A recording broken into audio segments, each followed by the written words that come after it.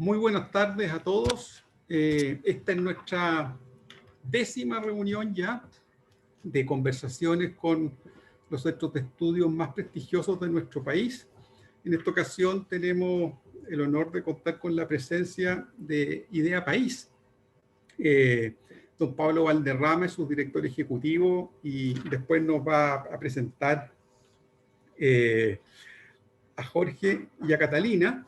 Pero antes yo quería darle también la bienvenida a la gente que está por el lado nuestro, aparte de directores y de integrantes de las comisiones del Consejo Minero. Esta actividad nosotros la estamos haciendo en conjunto con otras asociaciones gremiales, así que hay gente invitada de la Confederación de la Producción y del Comercio, de la Sociedad de Fomento Fabril, de las generadoras, de la Corporación de la Madera, de Andes, el gremio de la empresa sanitaria, la Asociación de Proveedores de la Minería, Transmisoras de Chile y también Sonami, así que a todos ellos les damos la bienvenida. Quería contarles también que vamos a seguir con algunas reuniones que han quedado un poquito rezagadas. Hay algunos centros de estudios que nos han pedido más tiempo, pero vamos a tener algunos más dentro de las próximas semanas. Así que estamos muy entusiasmados de lo que nos va a contar este centro de estudio que lleva menos años, pero a pesar de los pocos años que lleva, ya se ha consolidado bastante en las políticas públicas y los vemos bien activos emitiendo opinión y en la prensa. Así que nosotros también queremos como gremios ser bien activos. La mayoría de nuestros gremios va a tener propuestas. Estamos trabajando en conjunto con otro tipo de organizaciones, no solo gremios, y también estamos en contacto con muchos grupos de interés. Obviamente la gente que se elegir en la Convención Constitucional, vamos a tener contacto con ellos y se viene un periodo bastante movido. Nosotros en el Consejo Minero, y me imagino que también en los gremios amigos, vemos con harta expectativa este proceso. Creemos que a veces el proceso hay que valorarlo en sí también, más allá de los resultados. Yo creo que hay que aprovechar eso, hay que contribuir con ideas para que el resultado sea lo mejor posible. Nosotros, como yo les contaba, Pablo, nosotros obviamente tenemos interés en todos los temas constitucionales porque somos ciudadanos, pero también somos asociaciones gremiales y por supuesto que todo lo que tiene que ver con la actividad económica nos interesa especialmente.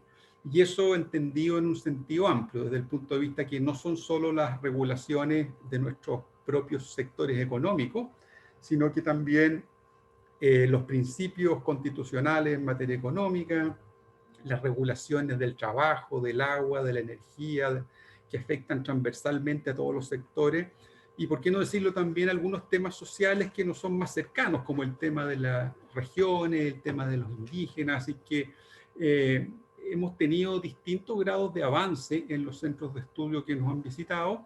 Algunos tienen propuestas específicas, otros están trabajando en eso. Entonces nos interesa mucho que nos cuenten si tienen propuestas, que nos cuenten cuáles son, y si no, en qué líneas van, cómo están trabajando. Y por supuesto, también antes nos interesa conocerlos más, y ojalá que pudiéramos dedicar no sé, unos 5 minutos para que ustedes nos cuenten cómo nacieron, cuáles son las principales áreas en que ustedes están trabajando. Y bueno, y finalmente, obviamente, dedicar unos 25 minutos para que nos cuenten qué están haciendo propiamente en el campo constitucional. Nosotros siempre tratamos de dejar, bueno, estas reuniones las tenemos de 1 hora, y tratamos que al final que por lo menos unos 15 minutos para que podamos recibir preguntas del público, para que podamos comentar un poco. Así que bueno, nuevamente les agradecemos, Pablo, la visita, y estamos muy interesados de escuchar lo que nos tienen que decir, y pedirte que presentes también al equipo que hoy día te acompaña. 1.000.000 de gracias, bienvenido. Por supuesto, ¿no? Muchas gracias a ustedes, Carlos, por la invitación.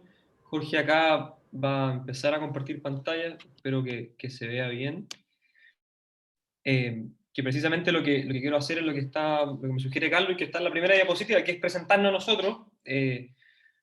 voy a incumplir la regla del protocolo, pero voy a partir por mí porque está el nombre al principio. Yo soy Pablo Valderrama, soy abogado de la Universidad Católica y director ejecutivo de Idea País desde el 2018, y me acompaña Jorge Hagedorn, que también es abogado de la Universidad Católica y es director del área constitucional de Idea País, y también Catalina Salem, que es abogada y profesora de Derecho Constitucional en la Universidad Católica y en otras universidades también, y es consejera del área constitucional de Idea País. Nuestra intención, Carlos, es, como tú lo sugeriste, partir contando qué somos nosotros, después la idea es explicar por qué eso que somos consideramos de manera muy subjetiva, pero creemos que es importante decirlo, porque creemos que es importante que una institución como Idea País hoy exista y trabaje.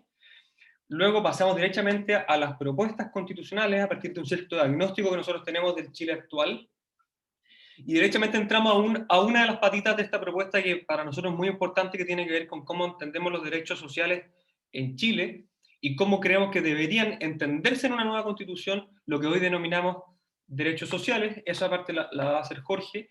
Y por último, Catalina va a abordar algo que es trascendental y que lamentablemente parece que nos gusta más a los abogados, pero es un tema que le debería importar a todos, porque es, a mi juicio al menos, la piedra angular, digamos, para que todos los cambios, todo lo que se manifestó, sobre todo desde el 19 de octubre, 18 de octubre del 2019 en adelante, opere, es la idea de cómo entender el sistema político y cómo el sistema político puede colaborar en esa dirección.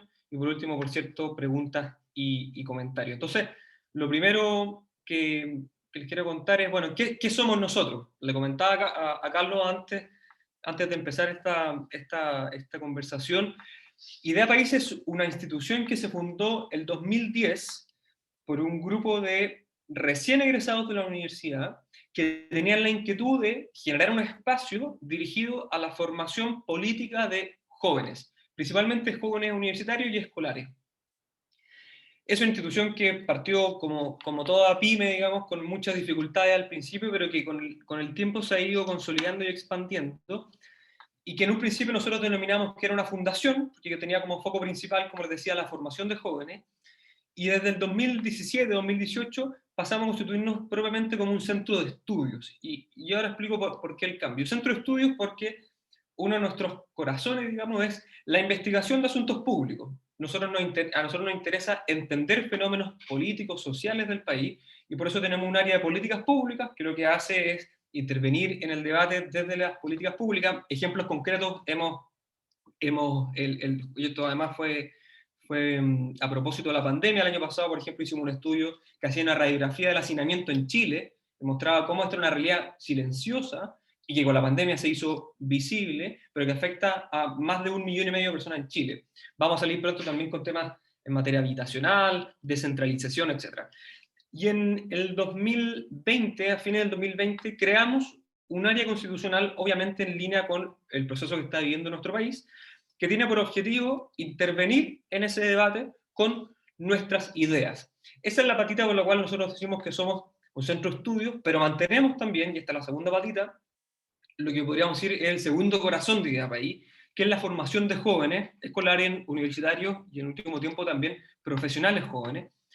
Y lo más importante es el para qué formamos a esta gente. Y lo hacemos porque queremos generar una generación de jóvenes que tenga interés por lo público y que esté dispuesta a meterse en lo público, sea tanto en la política propiamente tal. Eso explica que este fin de semana muchas personas que se han formado en la Ley de Idea País van a participar de la elección, candidatos constituyentes, alcaldes, concejales, más adelante diputados, pero también gente que sin tener la vocación propiamente política o en el sentido estricto, le interesa lo público y por lo tanto encuentra en Idea País un espacio de formación intelectual, formación profesional, por ejemplo, para trabajar en el gobierno o en la administración del Estado.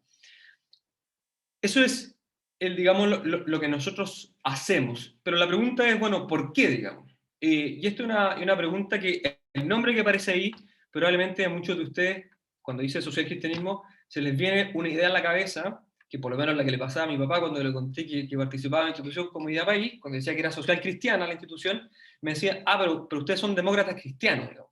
Y eso es una asociación que se produjo en Chile, o sea, se produce en Chile, pero es básicamente lo que nosotros intentamos comunicar es que el socialcristianismo es una familia amplia donde hay subtradiciones.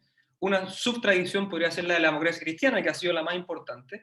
Nosotros creemos que representamos a otra subtradición dentro del socialcristianismo, que en términos políticos o prácticos, si quiere, es una tradición que tiene una pata en la centro derecha y que busca precisamente a partir de las reflexiones que entrega la doctrina social de la Iglesia, con esa matriz aportar al debate.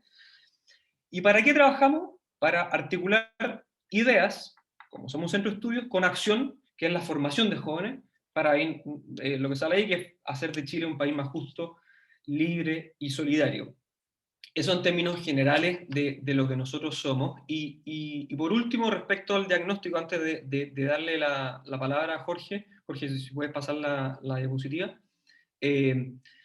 ¿Por qué es importante Idea País hoy? ¿Por qué todo esto que les conté que nosotros hacemos, lo que nos inspira, es importante hoy día? Y a nosotros nos parece que en la discusión política constitucional actual, de modo muy grueso, incluso siendo algo reduccionista, pero simplemente para estar en la misma sintonía, creemos que hay dos modelos de sociedad que están compitiendo. Un modelo de sociedad, que es la palabra que sale ahí, Estado, que es básicamente una reformulación, si se quiere, del socialismo, inspirado principalmente por gente como Fernando Atria, Carlos Ruiz, que políticamente se articula principal, pero no exclusivamente, en el Frente Amplio, una parte de lo que era o es la nueva mayoría, y que en simple es proclive a que el Estado cumpla un rol preponderante en la vida social, tanto en materia económica, en materia de provisión de derechos sociales. Y hay otro modelo que es el que a nosotros nos parece que es el adecuado, que entiende que el motor de la sociedad no es necesariamente el Estado, sino que es, ante todo, la sociedad civil, las personas organizadas en instituciones que algunas perseguirán fines de lucro, otras no perseguirán fines de lucro, el caso de Idea País, y esta sociedad civil es la que le da vida. Entonces, a nosotros nos preocupa que en la discusión constitucional, en que están estos dos modelos de sociedad en juego, nos interesa trabajar para que este segundo modelo de sociedad quede, no va a estar en estado puro, pero ciertas cosas que nos parecen relevantes queden impresas en el texto constitucional. Y una de esas es lo que les va a explicar Jorge, que tiene que ver con los derechos sociales y con nuestra propuesta de entender de una manera distinta los derechos sociales en Chile. Dale, Jorge, ¿no? Bueno, muchas gracias por la introducción y muchas gracias por la invitación, Carlos, y el resto de los participantes. Como dijo Pablo, yo soy director del área constitucional de Idea País, que es un área que se creó justamente y lo primero que vamos a explicar es una especie de diagnóstico que nosotros conversamos a la hora de que hubo este gran estallido social en octubre de 2019, y eso llevó a este proceso de nueva constitución. Y siendo que hay muchas causas dentro de la explicación de por qué hay una crisis social y política tan grave en Chile, nosotros creemos que una de las principales causas de esto es que hay una fragilidad de los vínculos sociales y falta de redes de apoyo que han dado o han formado una verdadera orfandad del chileno en la sociedad, sobre todo la gente más vulnerable. Y esto tiene muchas causas, y una de esas es el debilitamiento de la familia, y también que el Estado ha sido ineficiente en hacerse cargo de este problema, y el ejemplo más claro de eso es por ejemplo la situación del Sename, y también que hay una gran parte de la población en pobreza extrema que no se pudo subir a este gran carro del desarrollo que tuvimos en los 90 y a principios del 2000. Y en ese sentido, las demandas sociales que salieron en el estallido social fueron bastante heterogéneas. O sea, nosotros no vimos una demanda mayoritaria por una nueva constitución, pero sí fue la salida institucional que dio nuestra clase política para salir de esta crisis social, y que al menos ha sido relativamente exitosa en el sentido de bajar un poco las tensiones que estaban muy fuertes en ese año. Y como decía Pablo, acá enfrentamos en modo muy macro estos dos modelos de sociedad en juego, y nosotros nos jugamos, obviamente, por la parte que le da un rol preponderante a la sociedad civil, y nos jugamos por una sociedad solidaria.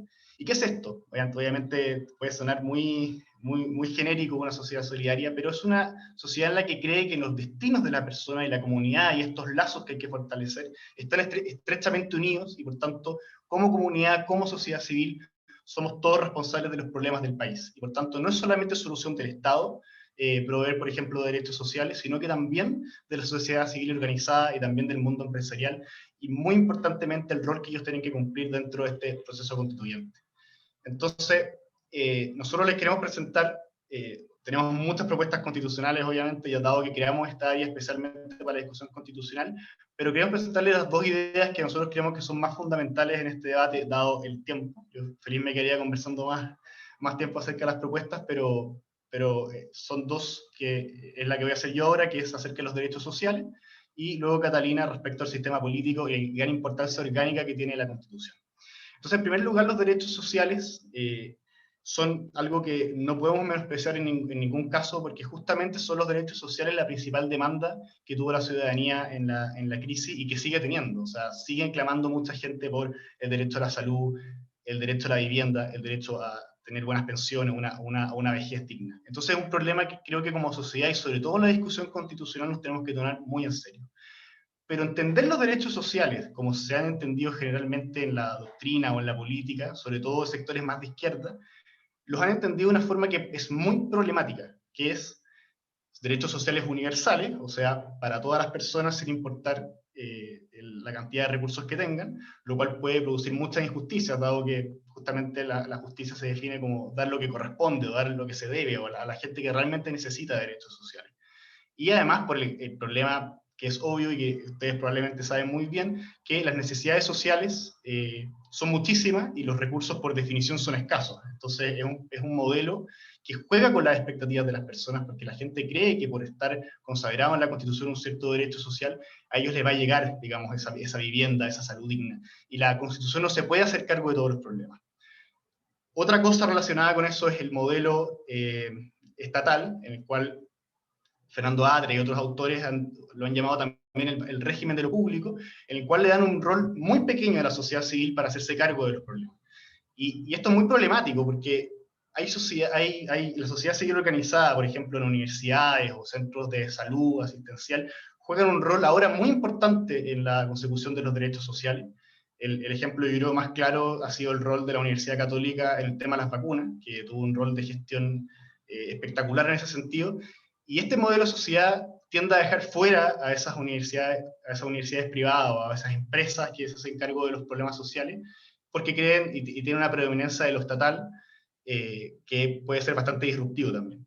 Y por último, y que a mí me parece una de las cosas más graves, es la judicialización de la política. ¿Por qué? Porque entender los derechos sociales en este sentido como algo abstracto, o sea, yo tengo el derecho a una vivienda adecuada, además de que no está muy definido, esta teoría cree que las personas, por tener ese derecho constitucional, podrían ir a un tribunal a exigir esa vivienda digna. Y por tanto estaríamos trasladando un problema que es esencialmente político a los tribunales de justicia. Y los jueces no fueron elegidos por nadie para solucionar problemas políticos y tampoco tienen la preparación, digamos, suficiente para hacerse cargo de políticas públicas, que es un tema que pasó hace poco, digamos, con una sentencia de la Corte Suprema respecto al acceso al agua. Y entonces nosotros vemos en este debate de los derechos sociales realmente una oportunidad. ¿Y por qué creemos que hay una oportunidad? Porque hay un modelo en las constituciones suiza y alemana que se le han denominado, nosotros hemos traducido como las metas sociales o objetivos sociales, que se basa, digamos, como dije, en las constituciones suiza y alemana que han sido muy exitosas en poder proporcionar los derechos sociales a la sociedad. ¿Y qué son estas metas sociales? Bueno, son objetivos exigibles y concretos a los cuales como sociedad podemos aspirar a través de metas, a través de objetivos. ¿Y cómo funcionan las metas sociales? En la Constitución, pese a que los modelos suizo y alemán son distintos, pero nosotros acá tendríamos que chilenizar un poco las metas sociales, es incluir objetivos sociales en la Constitución de forma, digamos, general, o sea, salud, vivienda, educación, en la Constitución para que el Congreso, mediante la deliberación política y en la sede donde se deben discutir estas cosas, le asignen un presupuesto, obviamente limitado, el presupuesto de la nación, a los distintos fines, a las distintas metas sociales, y tengan la obligación de generar una ley o una política pública para progresivamente llegar a consolidar estas metas sociales, estos objetivos sociales de manera responsable y de manera eficiente. Y nos sacamos el gran problema de judicializar los derechos sociales o entender los derechos sociales totalmente universales y todo lo que expliqué anteriormente. ¿Y cuáles son las principales características de estas metas sociales? En primer lugar, que son progresivas, o sea, voy a poner un ejemplo muy concreto. El derecho a la salud, que es el que la ciudadanía, según las encuestas, es el derecho que más necesita o que más siente que es necesario que esté en la Constitución. El derecho a la salud en una meta solidaria podría, por ejemplo, si es que fijamos o el Congreso decide de que el principal problema de la salud en Chile es la atención primaria, crear, por ejemplo, 30 centros de asistencia primaria en metas, o sea, para el año, por ejemplo, 2025 y 40 para el año 2026. Por tanto, progresivamente y según el presupuesto que tenga la nación, podemos ir progresivamente encontrando soluciones a los problemas reales de la gente a través de la Constitución. Y eso es lo que nos parece tan atractivo y tan interesante. En segundo lugar, es que son imperativas. O sea, el principal problema que tenemos también hoy en día en la consecución de derechos sociales es que el Congreso no tiene ninguna obligación de hacer la pega, por decirlo así. O sea, tenemos leyes como una reforma del sistema de pensiones que duermen en el Congreso y no tenemos ninguna forma de hacerlo exigible. Las metas sociales en la Constitución también van a tener sanciones al Congreso por no hacer la pega de sacar esta política pública y de sacar adelante las metas sociales. Y también va a tener herramientas las personas para poder exigir la concreción también de estas metas sociales en la sociedad. Y por último, son solidarias, no en el sentido que quizás ustedes se imaginan, sino que nosotros entendemos también la solidaridad en que el desarrollo de estas metas sociales no solamente estatal, sino que también las sociedades civil organizadas, las empresas, pueden hacerse cargo de los problemas y poder proveer también de derechos sociales, lo cual es muy importante también para el desarrollo económico del país, que los privados o la sociedad civil organizada se haga responsable de los problemas de Chile. Y esa sería nuestra propuesta sobre los derechos sociales. Y ahora le doy la palabra a Catalina, quien nos va a hablar sobre nuestras propuestas que tenemos acerca del sistema político, que nos parece, digamos, indispensable, porque nada de esto, ninguna de estas metas sociales tiene sentido sin una buena organización orgánica de nuestras instituciones. Muchas gracias, Jorge. Bueno, yo, como lo dijo, soy Catalina Salem, soy académica en la Universidad Católica y junto con otros profesores apoyamos técnicamente a Idea País desde el punto de vista del derecho constitucional. Cuando hablamos del sistema político chileno, en palabras del profesor Gargarella, que ha sido bastante citado en todos los seminarios, nos estamos refiriendo a la sala de máquinas de la Constitución política. ¿Qué significa esto? La sala de máquinas de la Constitución es toda la parte orgánica, es toda la parte de la Constitución que regula las relaciones de poder en nuestra sociedad. ¿Cómo se configura entonces esa relación de mando y autoridad entre la sociedad gobernada y el Estado? Y dentro del sistema político tenemos varios actores, podríamos decir.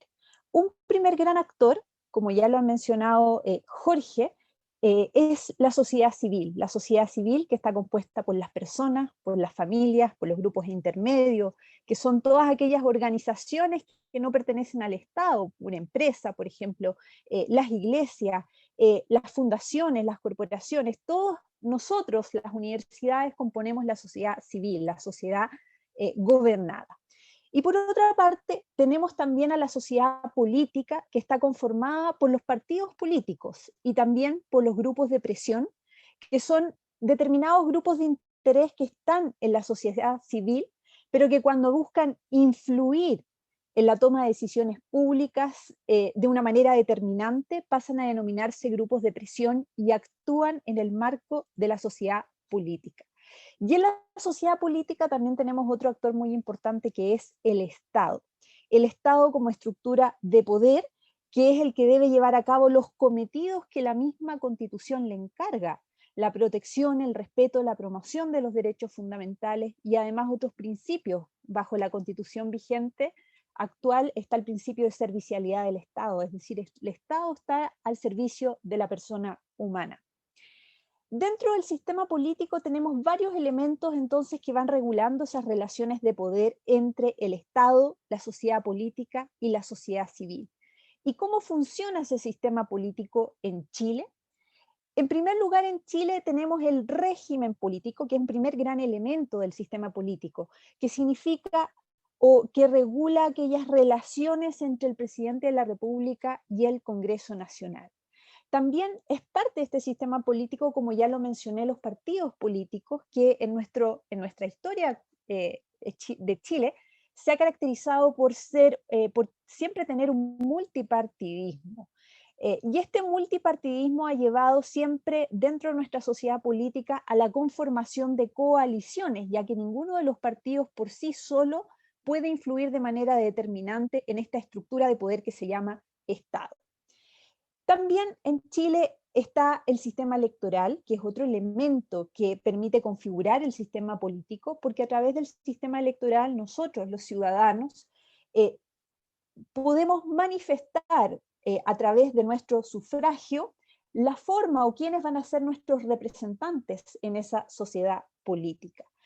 Y en Chile el sistema electoral, como sabemos, el año 2005 sufrió un cambio muy importante. Pasamos de un sistema binominal que privilegiaba la gobernabilidad por sobre la representatividad, en donde se formaron dos grandes coaliciones que fueron las que nos gobernaron en los últimos años. A partir del 2005 se sustituye el sistema electoral por uno proporcional que busca mejorar la representatividad de ideas, de ideologías, que la mayor cantidad de ideologías puedan tener una representación política. Y eso sin duda ha generado varios efectos en nuestro sistema político. En primer lugar, ha producido una fragmentación, se ha acentuado el multipartidismo y esa fragmentación ha tenido una expresión en el Congreso Nacional. Hoy día vemos, ¿no es cierto?, que en el Congreso Nacional existen muchos partidos políticos altamente fragmentados, en donde cada uno tiene que transar parte de sus principios para lograr algún tipo de acuerdo con otro de los partidos políticos. Y estos elementos han producido un desajuste, un descuadre en nuestro sistema político. Si a ello le sumamos la apatía de parte de la sociedad civil respecto a los procesos políticos, la alta abstención desde que el voto es voluntario, tenemos que en Chile existe una crisis en nuestro sistema político. Hay un problema de representatividad.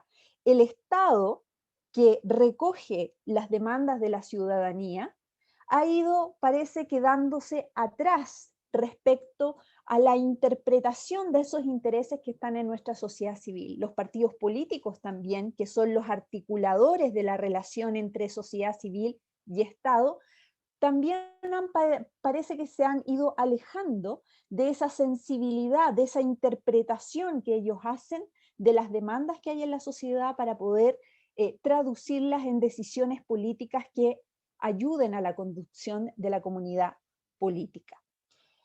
Así es como está funcionando entonces el sistema político en Chile. Hoy día vemos una fuerte rencilla entre Presidente de la República y Congreso Nacional que tiene que ver con estos elementos.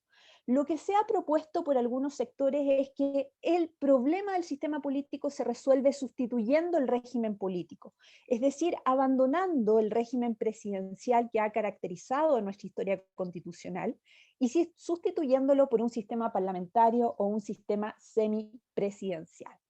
Idea País tiene unas propuestas bastante interesantes respecto de eso. En primer lugar, Idea País sostiene que en realidad el problema no está en el régimen político, sino que está en el sistema político. No es el problema el presidencialismo, sino que son varios problemas. El primero es que se requiere del fortalecimiento de los partidos políticos. Los partidos políticos han caído en el descrédito de las instituciones, han sido incapaces de lograr esa articulación entre sociedad civil y sociedad política. Y eso lo vemos también porque se ha afectado la disciplina de los partidos políticos. Hoy día los parlamentarios, los díscolos, responden más a audiencias que a los propios programas que tienen sus partidos políticos. Y ahí hay un punto entonces que hay que mejorar. En segundo lugar, respecto a los partidos políticos, también han perdido la capacidad para formar coaliciones. Cada vez vemos más una política de trincheras donde ninguno de ellos quiere llegar a algún acuerdo, y eso también entonces es un elemento que distorsiona el funcionamiento de nuestro sistema político. Idea País también ha propuesto algunas modificaciones al sistema electoral. Cuando hablamos de sistema electoral estamos siempre frente a esta tensión entre gobernabilidad, entre lograr una mayor gobernabilidad, pero también alcanzar una mayor representatividad. Y sin duda en este sentido el actual sistema proporcional, que es nuestro sistema electoral, requiere de algunos ajustes. Por ejemplo, se disminuyeron muchísimo los distritos, lo que ha ido creando una política de nichos, donde los candidatos buscan un nicho, el cual representan posteriormente en el Congreso Nacional. Entonces acá Idea País ha propuesto algo bastante interesante que supone disminuir los distritos, o sea, hacer distritos más pequeños en base al territorio y en base a un sistema mayoritario, de manera de lograr una mayor representatividad, pero sin sacrificar la gobernabilidad. Respecto del perfeccionamiento del régimen de gobierno, Idea País no es de la idea de sustituir nuestro régimen de gobierno por uno parlamentario semipresidencial. Y en este sentido han hecho un importante esfuerzo de derribar algunos mitos respecto de este debate. En Chile se dice que hay un hiperpresidencialismo, que tendría unas atribuciones el presidente de la República que son demasiado fuertes en comparación con otros sistemas presidenciales. Por ejemplo, el tema de las urgencias. El presidente de la República puede llevar adelante la agenda legislativa, indicándole al Congreso Nacional cuáles son los plazos en los cuales puede tramitarse un proyecto de ley. Sin embargo, esas urgencias en realidad lo único que indican es una intencionalidad política del gobierno respecto a determinados proyectos de ley, porque en la práctica el Congreso bien puede no cumplir esas urgencias y no hay ninguna sanción aparejada a eso. Entonces acá hay una propuesta también interesante que hace Idea País, que es limitar esta potestad del presidente de la República respecto a las urgencias, por ejemplo, en el número de veces que se utiliza, como también modificar el tiempo que dura cada urgencia, porque hay distintos tipos de urgencia, pero al mismo tiempo responsabilizar al Congreso Nacional cuando desoye esas urgencias. También nuestro presidencialismo contempla la iniciativa exclusiva del presidente de la República, algo que ha estado muy en boga por estos días en el debate público. El presidente de la República tiene ciertas materias que solamente él puede regular y presentar proyectos de ley para su materialización. Los parlamentarios entonces tienen ciertas materias que están vedadas, que ellos no pueden presentar proyectos de ley para regular esa materia.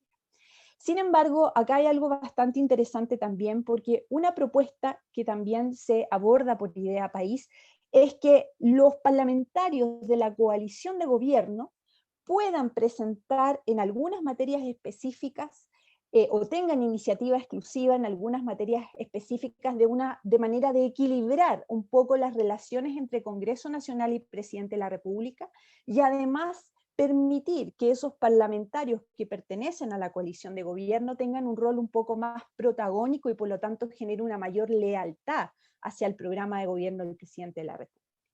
Otra propuesta es que el presidente de la República, como sabemos, siempre en Chile se ha producido la segunda vuelta presidencial. Esto es que ninguno de los candidatos a presidente de la República logra una mayoría absoluta en primera vuelta y por lo tanto pasan a una segunda vuelta.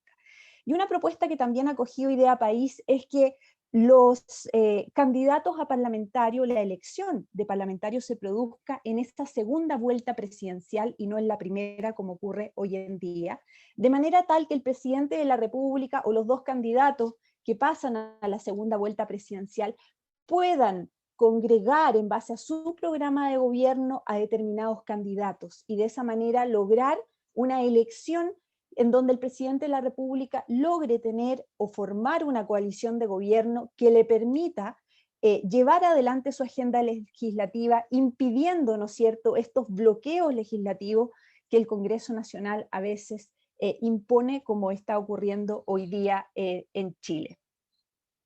Y finalmente, ya para ir terminando, también el Congreso Nacional se ha sentido bastante disminuido en materia de ley de presupuesto. Las atribuciones que tiene el Congreso Nacional en materia de ley de presupuesto son bastante limitadas. Uno de los argumentos que se ha dado en que en realidad aquí es el Ejecutivo el que tiene todo el aparataje técnico y administrativo para determinar adecuadamente una ley de presupuesto equilibrada, además de la presentación de otros proyectos de ley en materia financiera. ¿Qué es lo que propone Idea País? Propone, en primer lugar, tratar de equiparar ese aparataje técnico que tiene el Ejecutivo con el Congreso Nacional. Es decir, permitirle al Congreso Nacional tener una secretaría técnica, por así decirlo. Hoy día un poco ese rol lo cumple la Biblioteca del Congreso Nacional, que permita tener una discusión o tener una asesoría técnica del interior de este órgano que quiebre esa simetría con el Ejecutivo. Y en segundo lugar, también a propósito de estas metas sociales que nos ha hablado Jorge, que el Congreso Nacional tenga un mayor rol o una mayor participación en la deliberación y fijación de metas u objetivos para proveer a la población de derechos sociales. Entonces así se va logrando un equilibrio que, sin comprometer nuestro régimen presidencial, permite reforzar el sistema de frenos y contrapesos que existe entre el presidente de la República y el Congreso Nacional, estableciendo algunas válvulas de escape que permitan rearticular el sistema político y hacer que la máquina siga funcionando sin detenerse. Eso, quedo atenta a las preguntas. Un millón de gracias a los tres. Muy interesante todos los temas que han planteado. Sin duda que el tema de la gobernabilidad, que ha sido un foco, Catalina, es súper importante, porque podemos tener a lo mejor muy buenas normas que regulen la actividad económica, pero si al final el sistema no funciona, vamos a quedar nuevamente en punto cero. Quería recordarle a los amigos que nos siguen que en la sección preguntas y respuestas pueden mandarnos sus preguntas o comentarios. Yo tengo una primera pregunta para el que sea de los tres que estime oportuno contestarla. La pregunta es la siguiente. ¿Cuáles serían los mínimos que visualizan ustedes en la nueva Constitución que deberían garantizarse para que podamos tener una actividad económica bajo el esquema de economía social de mercado? Lo pregunto porque han habido varias propuestas de distintas personas que han tendido a eliminar algunos derechos y libertades económicas, o por otra parte, plantear temáticas nuevas como la medioambiental, la social, desde un punto de vista más extremo, que a veces puede hacer llegar a ser ilusorio el ejercicio de esos mismos derechos y libertades económicas. Entonces quería preguntarle, ¿cómo ven en Idea País esos mínimos que debiera resguardar una nueva constitución para que pudiéramos tener, seguir operando en un esquema de economía de mercado, seguramente con algo más dado, que es algo previsible, pero que la actividad empresarial privada pueda seguir funcionando normalmente? Perfecto. Gracias, Carlos, por la pregunta. Yo voy a actuar acá como de ministro París, dando la palabra a Catalina ahora que pueda responder esta pregunta. Muchas gracias, Jorge. Es una pregunta trascendental que ha generado muchísimos seminarios. Bueno, ¿cuáles son los mínimos comunes? La Constitución actualmente vigente, una de las virtudes que creo yo que tiene es que consagra el denominado orden público económico, es decir, una serie de normas constitucionales que permiten precisamente el desarrollo de actividades económicas con un estatuto jurídico que dé estabilidad y previsibilidad en el tiempo. Por ejemplo, el estatuto jurídico de la propiedad, que lamentablemente hoy día incluso en Chile se está poniendo en entredicho con algunos proyectos de ley.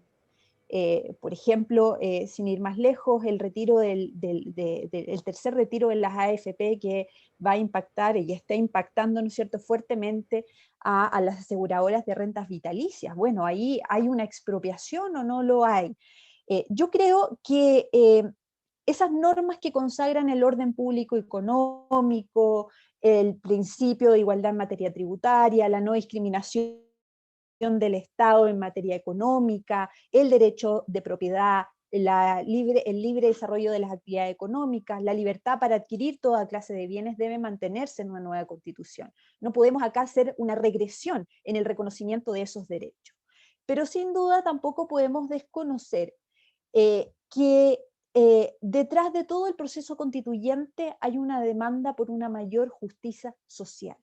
Y acá, tal como dijo Jorge, lo importante es que una nueva constitución política dé algunos objetivos orientadores para que sea toda la sociedad, no solamente el Estado, sino que también nosotros, para que nos orientemos hacia esos objetivos. Hoy día, ¿no es cierto?, se ha criticado mucho el principio de subsidiariedad, que en realidad no lo consagra expresamente la Constitución, sino que de manera explícita, pero el principio de subsidiariedad lo único que dice es que cuando la sociedad civil no puede alcanzar sus propios objetivos específicos, entonces ahí el Estado tiene que intervenir.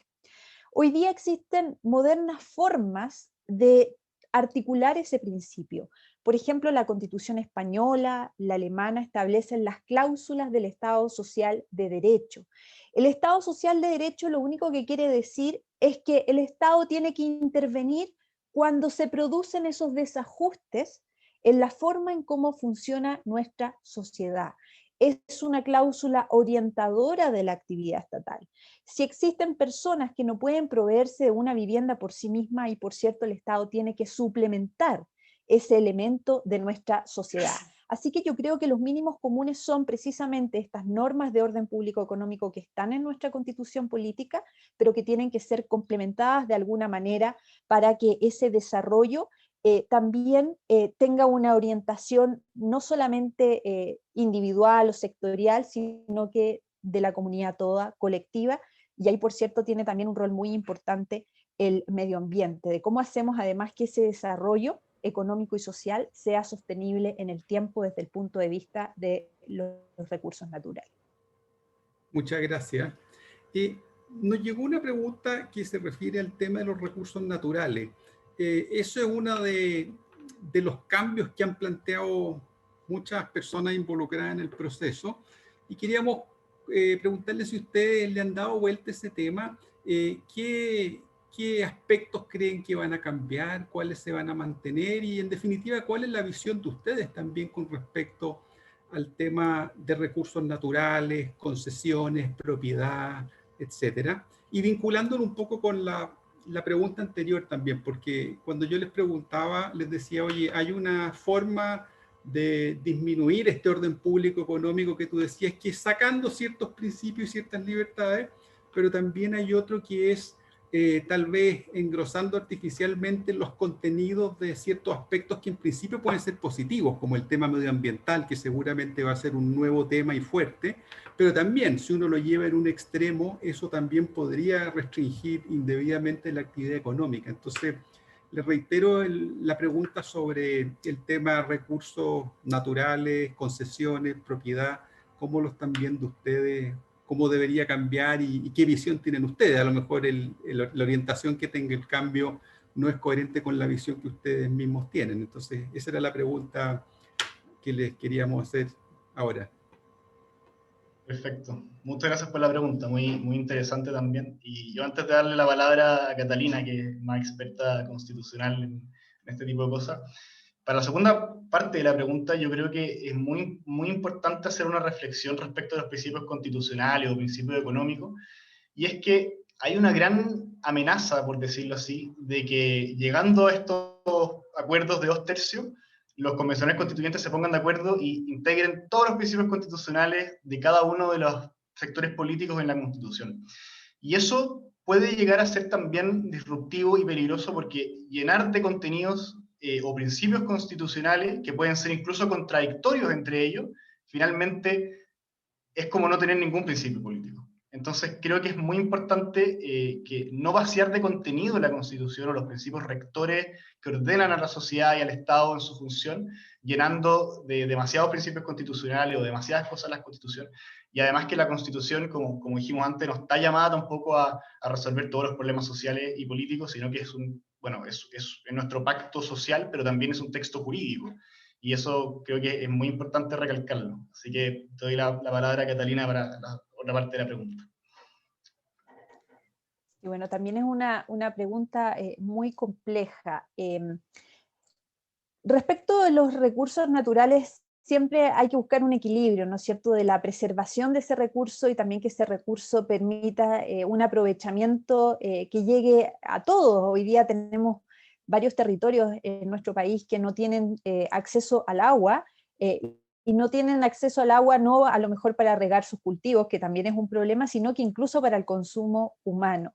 Entonces acá hay una fuerte presión precisamente por una mayor intervención del Estado en la asignación de esos derechos. Hoy día la Constitución regula los derechos de aprovechamiento de agua, que no es una propiedad sobre las aguas, como muy bien saben ustedes, sino que es un derecho que permite la utilización de esas aguas, y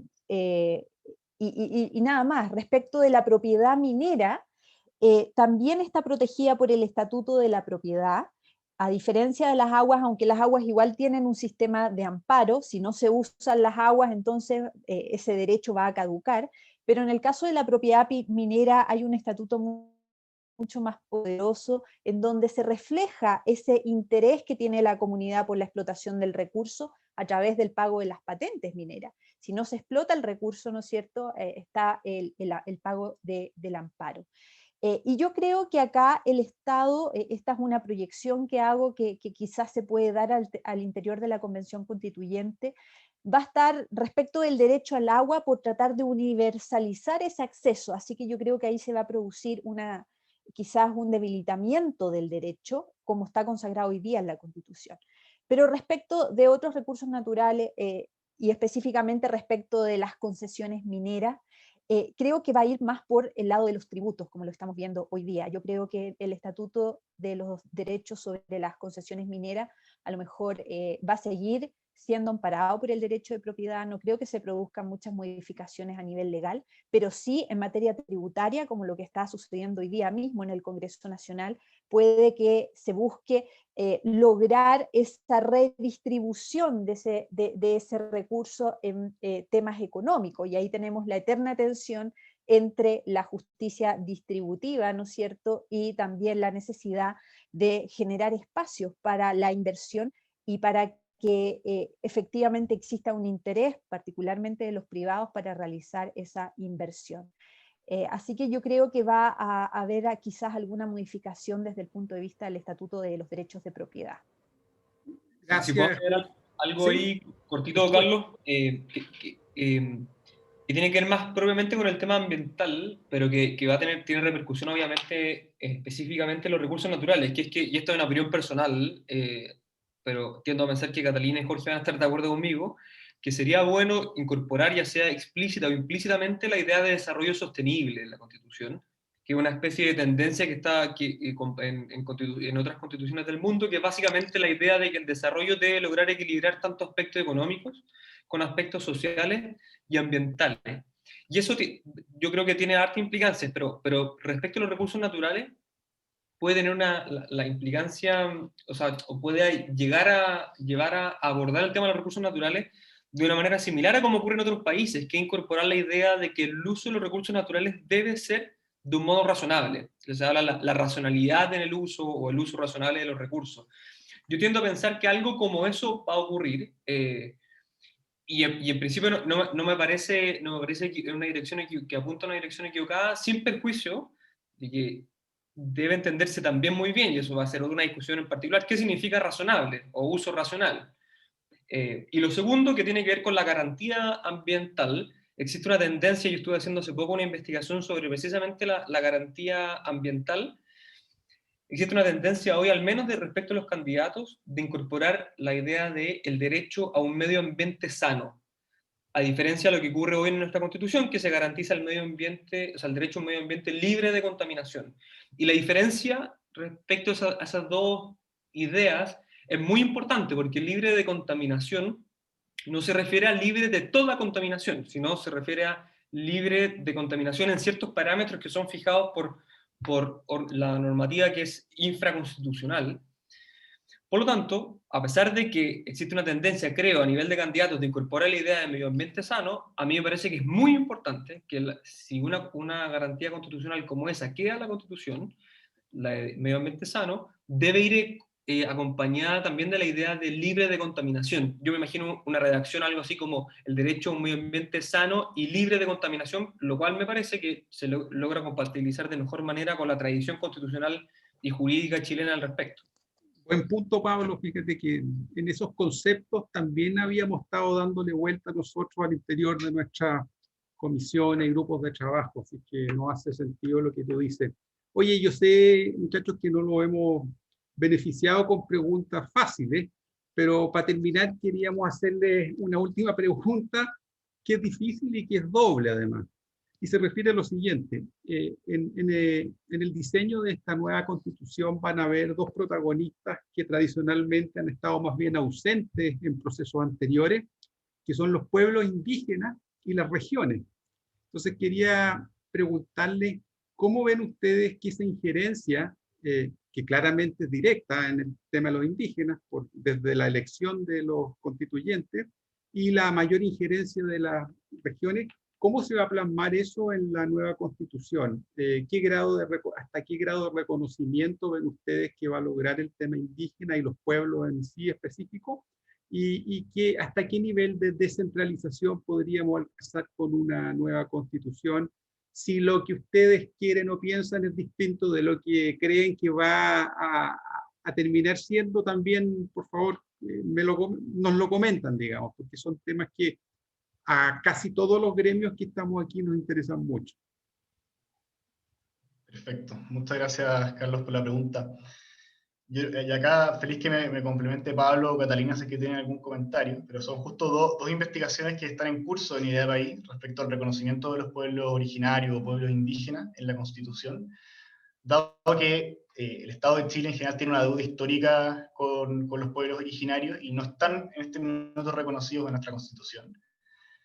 Y hay muchas propuestas que van en esta línea. De hecho, nosotros una que no compartimos es la de que Chile sea un Estado plurinacional, y esto no porque no queramos reconocer a los pueblos como y su cultura y su idioma y sus costumbres, sino que hay una crítica que yo creo que es mucho más de fondo, que es traspasarle o imponerle un concepto de nación que no es propio de los pueblos originarios. No sé si se entiende la idea, pero es... los pueblos originarios no se entienden a ellos mismos como una nación distinta, o al menos muchos de ellos no. Entonces es una forma como, por decirlo así, occidentalizada de reconocer otros pueblos u otras etnias. En ese sentido yo creo que tiene que haber un reconocimiento constitucional de los pueblos originarios, y probablemente va a haber uno, pero uno en el que el Estado reconozca y ampare la cultura, el aporte, el idioma, la religión de los pueblos originarios y su aporte, digamos, a la sociedad chilena. Y todo esto en una línea de que no tenemos que vernos como algo separado. O sea, creo que el Estado de Chile tiene que seguir siendo unitario, pero que existen estos grupos que sí se diferencian y que tenemos que ser capaces de vivir en una comunidad en la que nos entendamos y fortalecer los vínculos sociales entre los pueblos. Yo creo que eso es lo primero, y que de todas maneras tiene que haber un reconocimiento en la Constitución a los pueblos originarios, porque sí es una deuda histórica del Estado.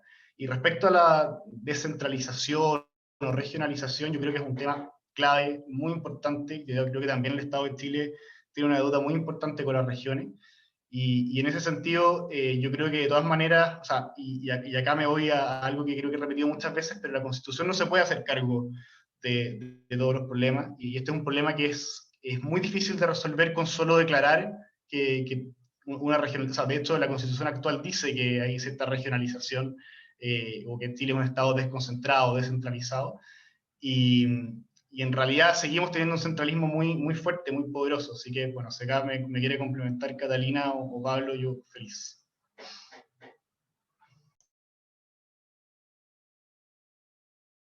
No, yo simplemente diría algo similar en el segundo punto de lo que dijo Jorge, y evidentemente en Chile tenemos que avanzar en descentralización, respetando también algo que a mí me parece importante, que es la historia unitaria, o la idea de Estado unitario en Chile, que es parte de nuestra tradición jurídico-constitucional, pero vaya de eso, es parte de nuestra tradición cultural, digamos. Nos entendemos políticamente bajo esa figura, pero Estado unitario no significa Estado necesariamente centralizado. Y nos parece, y esto es una investigación en curso, como decía Jorge, por lo tanto no queremos adelantar nada tan específico todavía, pero creemos indudablemente que hay que avanzar en descentralización. Oye, Pablo, Jorge, Catalina, ya se nos fue la hora, estuvo muy entretenido. Nos hemos encontrado con un centro de estudio activo, con ideas, así que un agrado haberlos tenido. Sigamos en contacto, invítennos a las actividades, a lo que hagan ustedes. Nosotros también como gremio estamos pronto a sacar ciertas propuestas, se las vamos a hacer llegar para que las comentemos. así que yo creo que tenemos que trabajar todos en que la nueva constitución sea lo mejor posible, así que tenemos que seguir todos trabajando y conversar, llegar a acuerdos y tener una carta fundamental que nos permita la gobernabilidad y el desarrollo económico y social a futuro. Así que 1.000.000 de gracias a ustedes, 1.000.000 de gracias a todos los que nos siguieron en esta reunión de hoy día. Y nos vemos, estamos en contacto, cuídense mucho.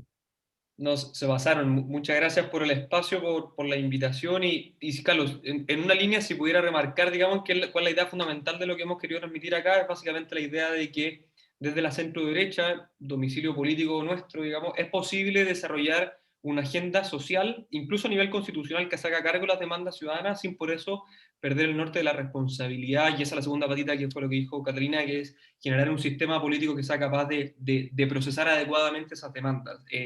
Eso diría que es como lo que resume lo que nosotros dijimos y nada, muchas gracias de nuevo y feliz de seguir en contacto con ustedes. Ya, muchas gracias a todos, cuídense, un abrazo. Estén bien. Chao.